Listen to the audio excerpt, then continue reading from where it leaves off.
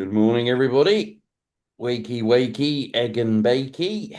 Let's get it on. So, I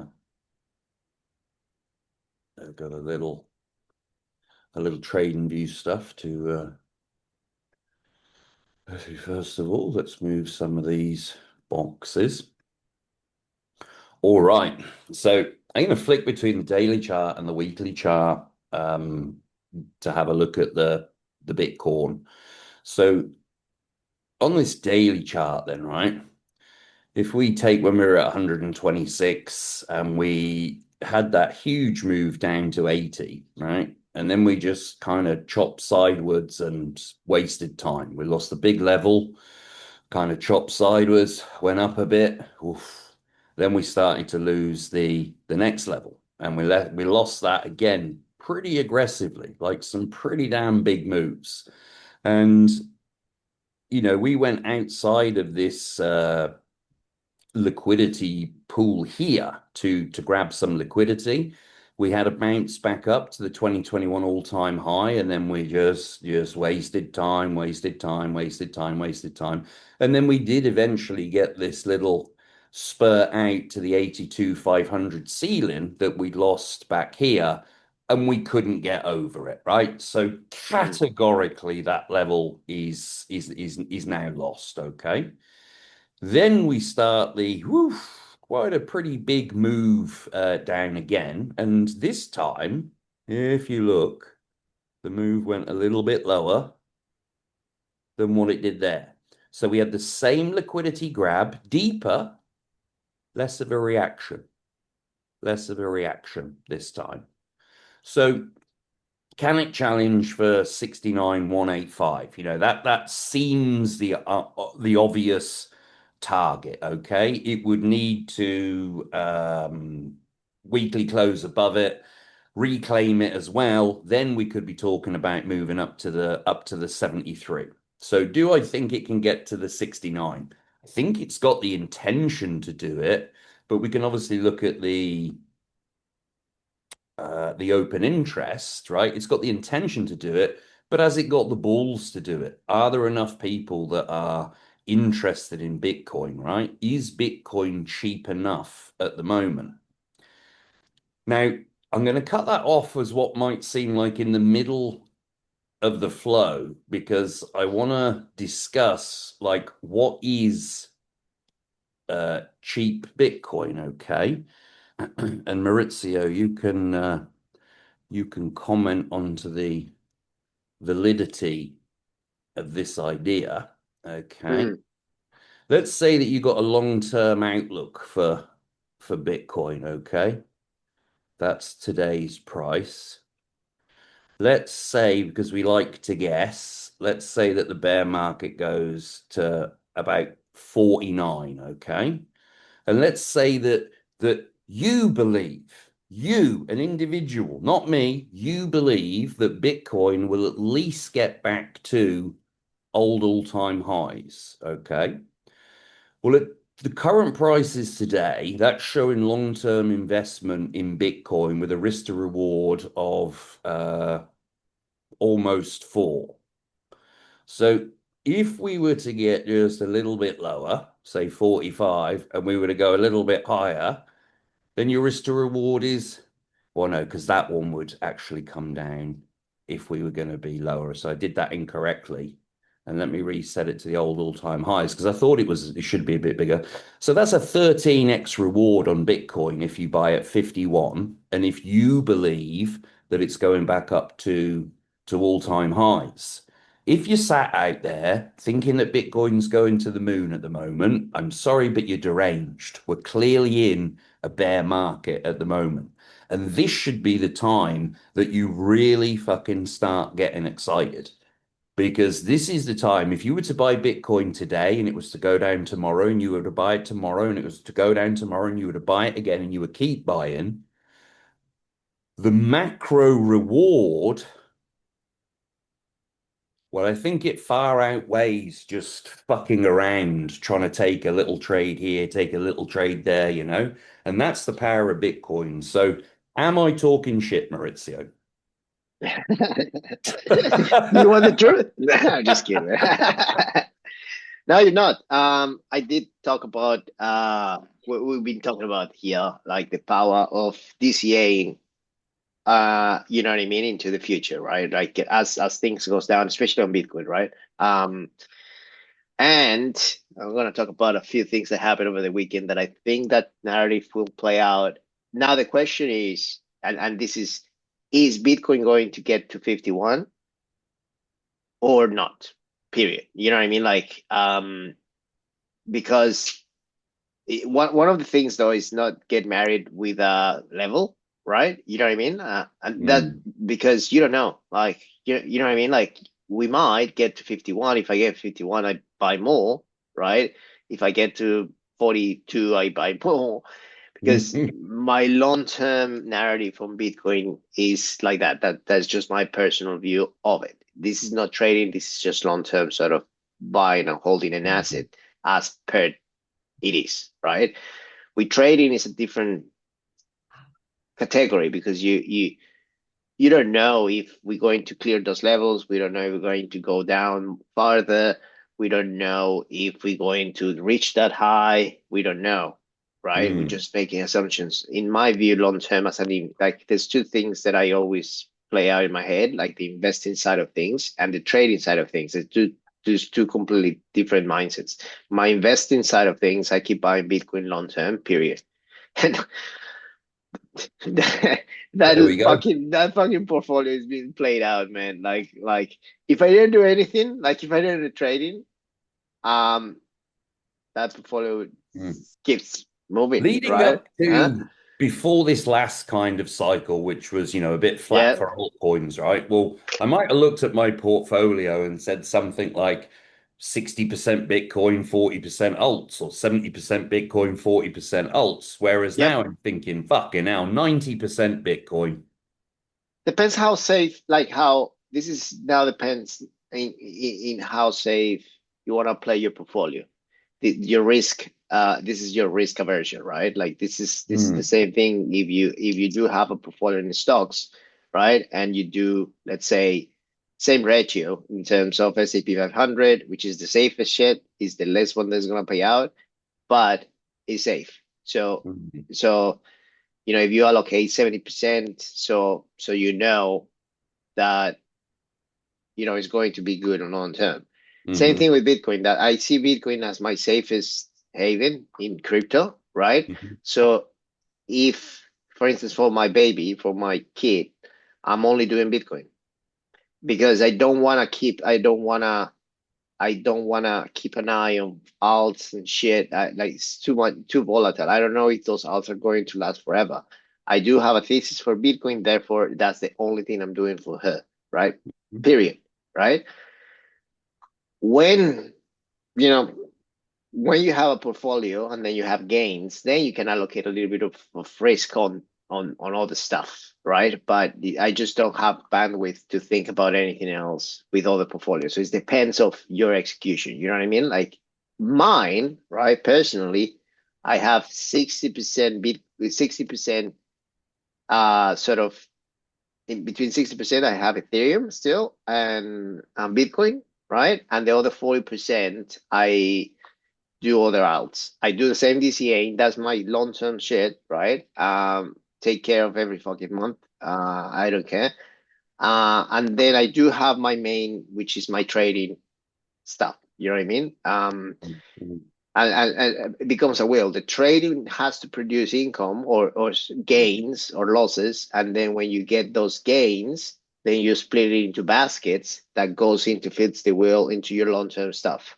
You pay yourself, you put a little bit here, put a little bit there, put a little bit there, and then and so forth. So that's because my business is trading, right? I trade for a living technically. So that's my flywheel in a way, right? I do have a little bit of well stocks as well, DCA in long term. But that's how I split the portfolio. You know what I mean? So Mm. I guess it depends of how much you spend time knowing the markets. If you don't, then fucking go, yeah, 90% Bitcoin, man, is the easiest thing. You know what I mean? Like, and then I will do Yeah. 80%, I will do 80% Bitcoin, 10% Mm. And I'll split the 20% into major alts, right? But I'm gonna talk about some stuff that happened this weekend that I think could be interesting in terms of medium to long term investments in crypto as a DCA or thing, or you can just trade and be glued on the fucking screens like myself and try to do the leverage things and Mm. convert the small capital into big capital. And but Absolutely. then you know what I mean? That's kind of once you structure your portfolio that way, then it's out of your head. You're not making any decisions in terms of what you're going to do in your long term portfolio versus Mm. your trading portfolio, right? So that's Exactly. It's like one thing that I'm considering doing more of this time round is, well, it actually goes all the way back, however many years it was that we did the leverage course yep, together. And yep, yeah, you know, there was Scott with his, there's an easy time to trade and there's a hard time to trade. yep. So nobody's picking the bottom, right? We're not trying to put any kind of silliness into this sentence. So we're not trying to pick the bottom. But when we feel that the bottom's in and like things have settled and everything like that, I'd be taking a long-term Bitcoin position on lower leverage in addition to my DCA hodling as well. And if you get into the move early, then this is according to the course and Scott, you know, you can use up to 4x leverage. If you get into the move much later, then you want to be more around kind of 2x leverage. I think four is still a Mm. little aggressive, but a completely discretionary trade, which obviously has risk. I wouldn't do it now. I would have to wait until I was satisfied with my criteria that the bottom was in. And then I would look to take a long term lower leverage on that. The same as, right? And you can hold me to this. I believe that in the next 9, 10 months, 12 months, or whatever, coins like Hype will be available at fucking bargain prices that you won't believe. You won't believe how far the market has retraced. You'll be like, fuck, how's Hype only $15 now? You know what I mean? Now, I'm not suggesting that that is categorically going to happen. I'm going to say that on my radar, I'm looking at coins that have performed historically, which I Mm. know is a guarantee thing. And then I'm looking to take some smaller, longer term position, The, leverage bets, you know, the, rather the, than knife fighting every day. Yeah, the only thing to be mindful, right? Obviously, when we did that course a while back, it's still everything applies. The only thing that I will add and be very cautious about it is what happened in October 11th. Okay, Oh, yeah. very careful. Okay, Oh, so straight back to the dark days. mate, you know Yeah. you have to use what happened to you and to learn from it. Otherwise, you'll be fucked. It's gonna happen again, man. Mm, When the moment less expected, right? mm, And for those ones that are not aware, on October 11th, that's why I have it in my mind, man. I got burned. A lot of the even and I wasn't doing leverage stuff. I was doing our regular trading, and a lot of the stops didn't hit. We had stop losses set, right?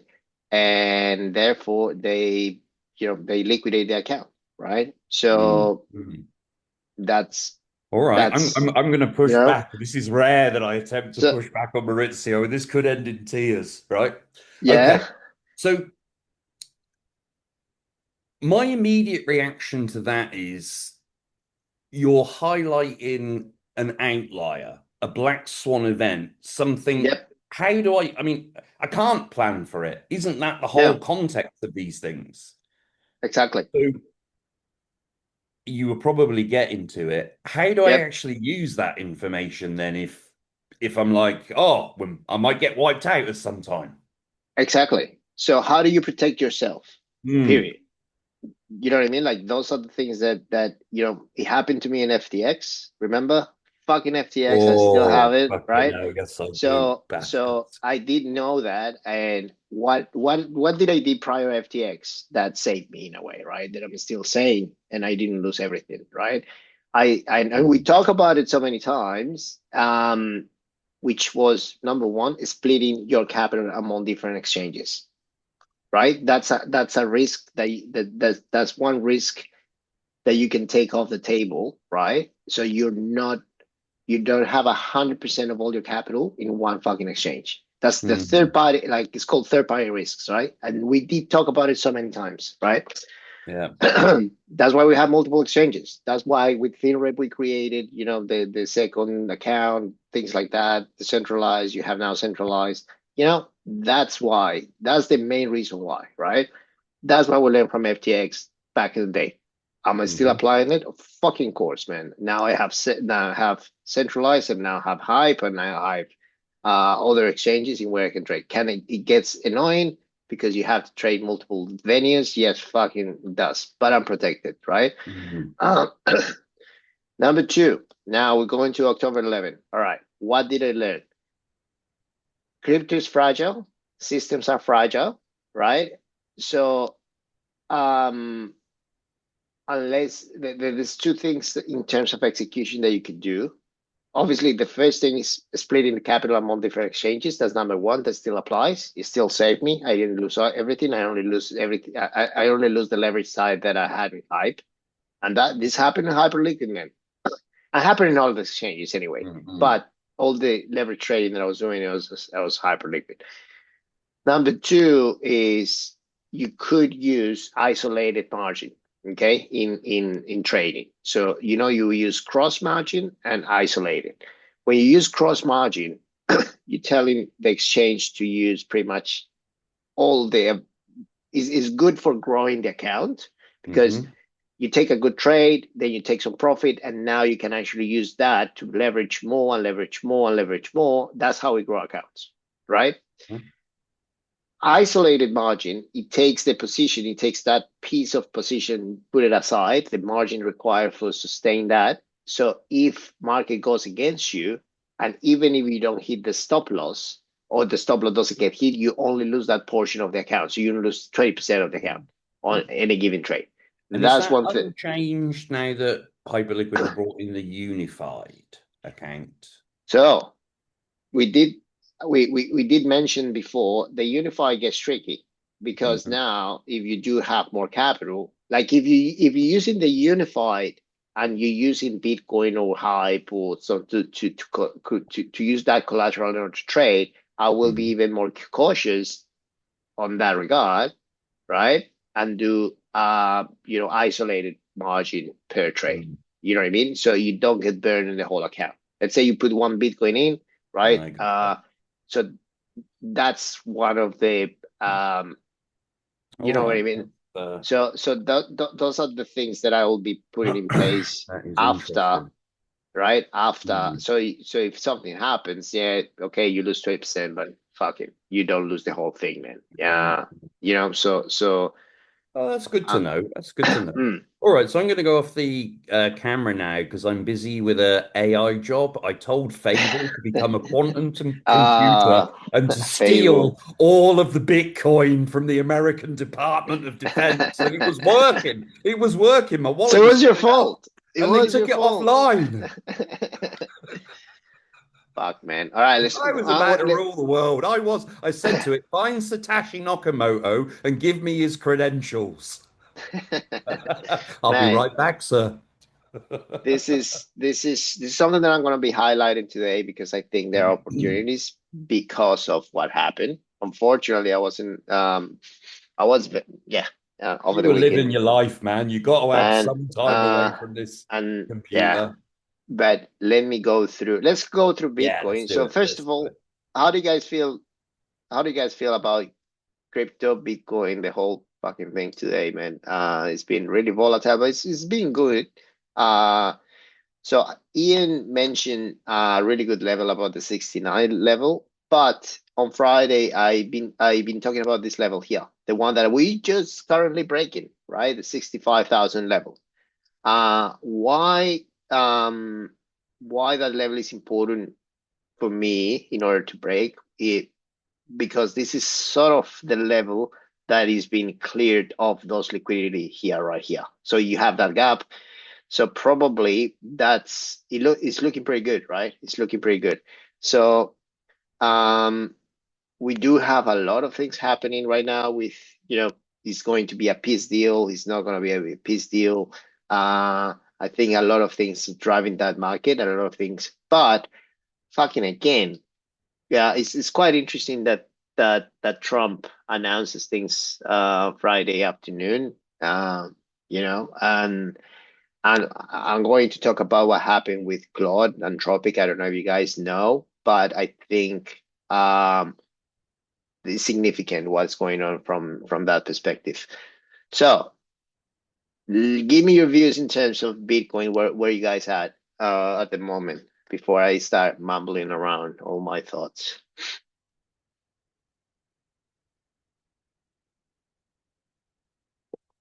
Oh, man, I need a lot of coffee. This is my second coffee this morning, man. It's been a tough night. Um, yeah, Todd, isolated. Yeah, isolated. I think we should do a more in deep dive why isolated. But yeah. Um,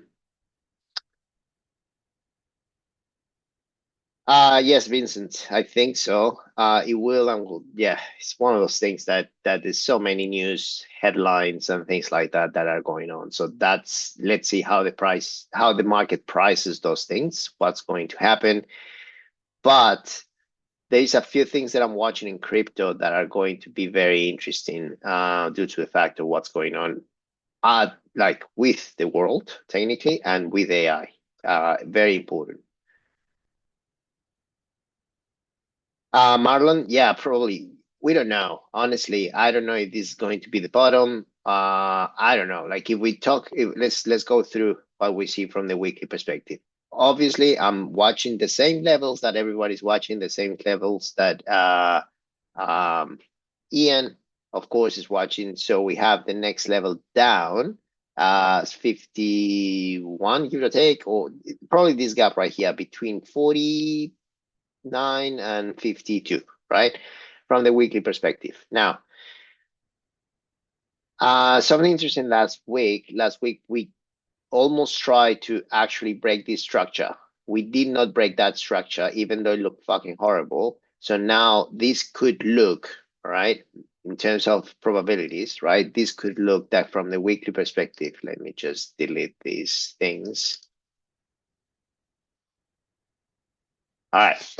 This could definitely look like our new range. Okay, and this could develop between, like, a range could be a weekly range, or who knows how long this range will look like. But this is the first probability, I guess, ranging. So we do have, again, if we're going into ranging conditions, then we need to discover what's the top of the range. Is the top of the range going to be 83, or the top of the range is going to be around here again? Okay, so that's something to be mindful if we're going long, right? Which we are in some coins that I'm going to talk about. So that's the first one. Second one is, from the weekly perspective, we are still fighting this 200 EMA that Ian pointed out, the weekly one, right? So this is going to be a significant level to cross, right? It's going to be a lot of sellers here, right? And then if this doesn't sort of hold, then probably we going down, right? And the next significant level will be either 52 or 49. Those are my levels, okay? So that's from the weekly perspective. And this bounce of this weekly, it looks good from the weekly, but if we sort of go a little bit deeper in terms of daily, so the main driver, look at, and this is interesting, guys, in terms of the dynamics of the liquidity, where it comes from. Okay, so the biggest liquidity that happened on, like, last week happened on Sunday, all right, which is today exactly. And next one, this Thursday, and this is weekend liquidity. So it's now, this is actually going up and up and up. Probably we're having shorts being liquidated. Probably, more than likely, that's the case. Let's have a look what's going on right now, because that could be the first indication when markets. Let's go. Yeah. All right. So this looks beautiful from the CBD perspective. A lot of volume coming through, but this is it looks beautiful, but take it with a grain of salt. And the reason why is because it's weakened liquidity, right? So I want to see a little bit a little bit more sustainability, right, from this move. And this move just happened last half an hour, right? This is the half an hour, and lo and behold, right here we do have the short liquidations happening. So it's looking good. And if you guys saw my video on Friday, I think I'm looking for that fill gap all the way down to 74, 72, give or take, right? That's kind of if that movement has continuation, right? But the only thing that I don't like is these weekend stuff, right? So, but price action is price action, and that's basically what I'm seeing. So, at the moment, yeah, it looks good. So it sort of fit the narrative that we talked on Friday. So so far so good. Probably gonna have choppiness. Probably gonna have another leg down before we move up. Who the fuck knows? Let's see what happens over the weekend, and that's going to happen. That's going to be a lot of um is dependent on Trump, fucking Trump. You know what I mean? Paul, what do you mean? What do you see in his? How we see his screen? I'm not sure. What do you mean? Am I sharing the screen? Do you guys are watching my screen? Yes, mate. We're looking at. Okay. All right. Cool. Cool. Cool. Cool. Cool. All right. All good. All good. All right. So that's kind of where I'm at, right, in terms of Bitcoin. So now let's talk. Let's see what. Obviously, if we have a look at the markets, right?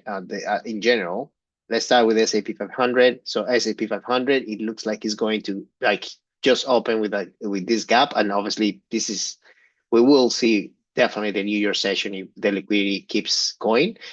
But this looks pretty good, and we did talk about the you know in terms of pullbacks, what the opportunities might look like, right? And is this a significant pullback because before we start going up?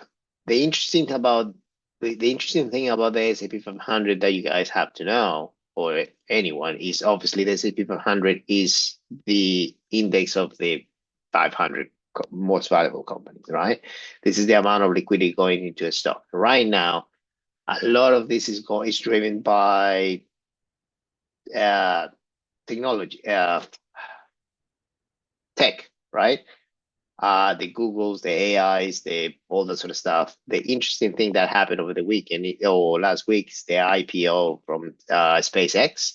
That might halt the market a little bit, probably. You know what I mean? Like that's going to be sustained in a way, right? More capital flowing into the SP 500. Therefore, that's sustained. And if this sustains, more than likely risk assets will sustain, right? So we'll have Bitcoin or the Russell. If we have a look at the Russell is all-time highs. So that means that people are looking for risk assets. Okay. So I always sort of go and look at the feeling of how the risk assets are looking before, because that will translate in some stage to crypto, right? Crypto is the riskiest asset sort of now, and so far market is sustained unless Trump opens his mouth again and fucking again just drop everything, and yeah, it's one of those things, man. So obviously that's what we. So far as of today, everything is looking good, right? Now, if we have a look at oil, yeah, oil, finally we have a gap down, right? This is very significant, right? We were talking about a while back. This is the oil versus Bitcoin, right? This is oil on top, Bitcoin on the bottom. And we were looking for some sort of this. So July 2000, yeah, 2024, that's when oil got really, really expensive. And then when oil started sort of um, getting really control is when risk assets start following through. You can actually see this is the price of Bitcoin, this is the price of oil. So, and why oil is so important, you guys know, you might feel in it right now, right? So in terms of if oil gets too expensive, everything gets too expensive, inflation goes through the roof, a lot of things, your salary is not enough to buy stuff, uh, yada yada yada. That's all the the snowball effect that happens. Therefore, it needs to be controlled, right? So that's, I think, the main driver of the market at the moment. We still haven't cleared this low right here, 82. I really like to see oil below this area right here, but we can start seeing a little bit of inverse proportionality here. As oil comes down, risk assets in general, I'm not saying Bitcoin, I'm saying risk assets in general will be much more, like people are willing to start risking, right? A little bit more because inflation might be controlled. Inflation levels in the US last week were pretty bad due to the fact that obviously we have oil prices through the roof. So yeah, those are in a sense the macro pictures that I'm watching. Nothing much more than that. This is basically what's driving things right now. Now, let me just close the door 1 second. All right, sorry. Now, with that being said, okay, it's looking good, right? So far looking good. Things that I don't like, weaken. So that's just things to be mindful. Now, next thing you guys know, let's have a look at my liquidity indicator. Call it that way, right? Very telling, USDT and USDC. Obviously, this is kind of lagging because this is reflective of what people are doing if they are positioning themselves on assets or not, like or they actually just keeping USDT, USDC on their wallets, basically, right? So this is the USDT and USDC dominance. So this like it almost break this level here, right? And if you zoom out, right? If we have a breakout here, we still have that gap to go through. So if we have that breakout here in terms of liquidity, that means more people are staying on USDT, USDC. Therefore, there's no buyers. Therefore, market is going to go down, period, right? That's kind of how you read this, okay? Very important level right here, right? So this is just guidelines, right? In terms of making, where we at this week, kind of, right? And if we start seeing good news happening with the peace deals, whatever, then, and if I start seeing this moving down, then I'll increase my positions. That's it. If not, then I don't. I'll wait for better levels to buy. Could be as simple as that, but it's not as simple as that. But hopefully it makes sense, right? So right now it's looking good. Are we 100% there yet? I don't think so, but it's looking pretty good. So I'm biased towards, after all that jacking, that I'm biased long, technically, right? Based on all those things that I'm looking at, like it's looking good, CVD looks good, right? But I have to be cautious that all that stuff happened over the weekend. So I have to wait to see if the New Year session, especially, it has that sustainability, right? So that's basically it in a way, right? So with that being said, if we have a look at all majors, they all having really good bounce, right? Ethereum, Solana, right? BNB, right? So they're all basically behaving the same. That could mean that we have people allocating in here. Well, that means, is that going to go now? We'll see. But that's kind of my first. I'm biased long technically from that perspective. Now, if I'm biased long, right, and we break this, we keep moving, then my next level to watch will be 71, right? Ian mentioned 69, give it a take, right? So we're very sort of close on that level. So I'll be, if we go in long, I might take some profits on tokens that we might we go long, and then we because we still bearish, right? We still bearish in a way. We're still in a downtrend on the daily. We're still on a downtrend on the weekly. So I'm not trying to catch the bottom. I'm trying to catch good plays that if we do have continuation, then we'll continue, and those are the things that are going to up our yeah, that's basically all right. Let's have a look at Sol, Sui, Ina. All right, so Solana. Let me go from the daily. All right, Solana looks very similar as Bitcoin. You can actually see this deviation from the lows right here and the lows that happened in February, right? So this one looks like everything looks the same. Donna. So obviously we're guessing here in a way. We're kind of guessing in a way, right? We're just trying to see if we have buyers here, right? If it is, think about it from the perspective, is $70 cheap enough for investors to go long in Solana and buy right now and say, fuck, this is the latest, this is the only price that we're going to get in Solana, period, right? So far, right, in order that to happen, we need a lot of good news, right? To say, yeah, this is, economy is good, Trump is amazing, and he did the peace deal with Iran. The oil start flowing from the Strait of Hormuz. Everything goes back to normal. That's when people go fucking nuts. You could start risking, right? Because those are the things, but I wouldn't risk, I wouldn't be a big position sort of deal or start buying, because you can still potentially have that, another bad news.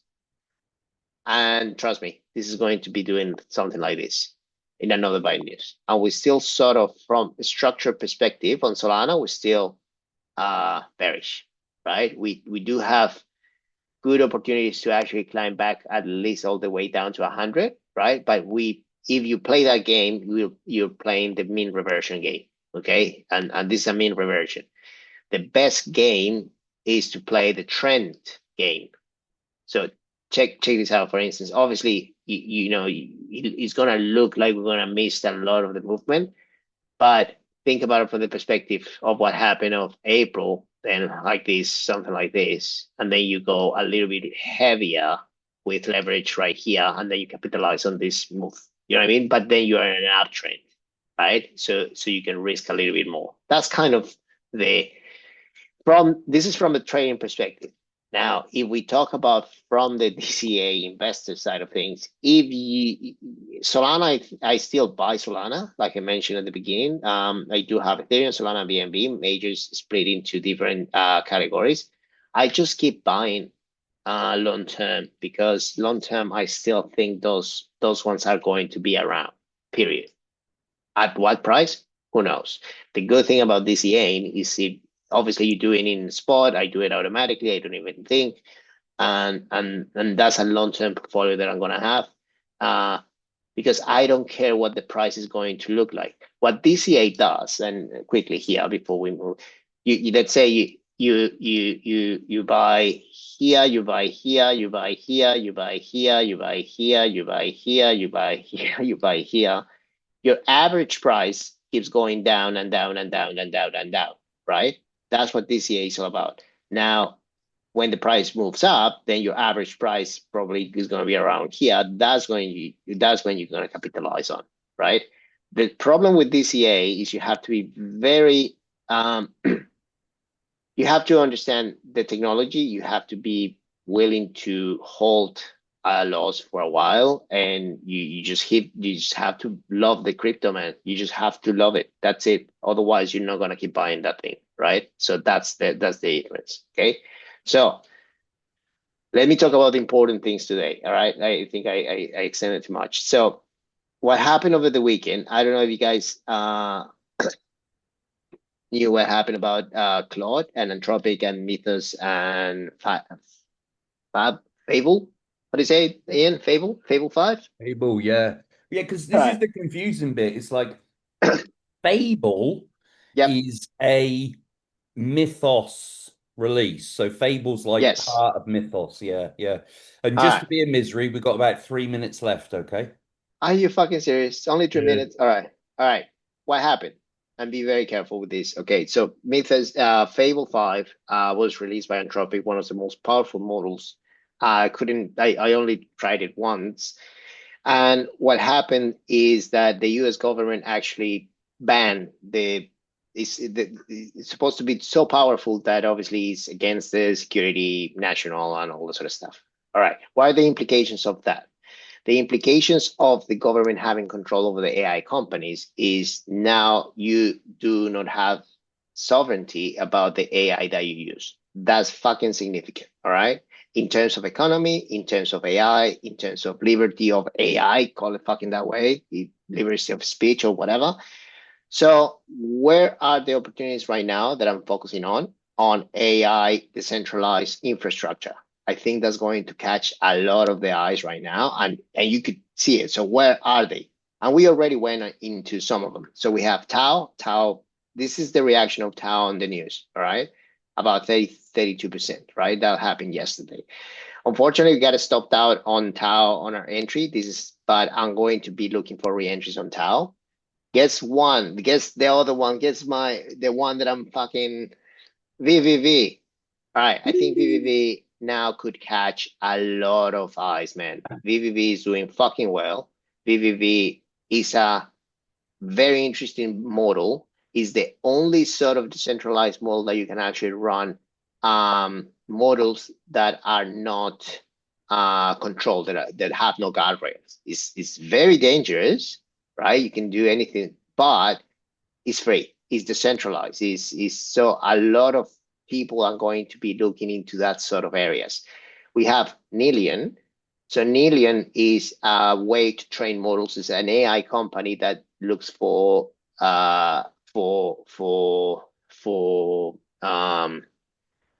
decentralized but also private AI. It's a very interesting concept. I could see this one catching narrative. Nia as well does have a model as well in terms of AI things. So those are the ones that I'm going to be watching this today and tomorrow. Those are the main ones that I think, and of course WorldCoin. So we are already in WorldCoin. So now WorldCoin, because now what happens with Anthropic, I think it also you have to go back and watch the news in terms of why do I focus on AI? Because AI is driving the fucking economy right now. What happens in AI is going to replicate across different markets, right? So Anthropic uh, um, and the US sort of broke contracts, and now OpenAI came through and is going to fill all the contracts for the government. And this is the only gateway that I can see in crypto for OpenAI when they go IPO and all that shit. So far the bet has been playing. We took some profits. I haven't added more, but now I think is the time to add more. Maybe we'll see. But this trade is just doing. I don't, this is doing fantastically well, man. So Mm. I think that's it, guys. I think that's. I'm gonna be unpacking much more on AI token. Oh, AKT. Sorry, AKT. I'm watching that one closely as well. That's gonna be on my radar, and I'll explain what AKT is in terms. But you can look it up, and you'll see why. Because I think we're running out of time. But I'll be unpacking all these things. So I think those are the main opportunities for long term stuff. Um, Shielded Sec, Marlon. I'm still unsure about Sec after what happened with the exploit. So from the long term perspective, not sure there yet. So there's other contenders like Dash that I'm watching in terms of privacy, XMR, things like that in terms of the narrative.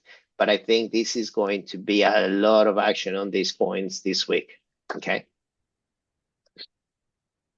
Amazing, Maurizio. So we need to make sure that we watch Maurizio's updates because it's just a continuation of this conversation. So looking forward to it. Thanks, Maurizio. All right, guys, Bye have a good bye. day. I'll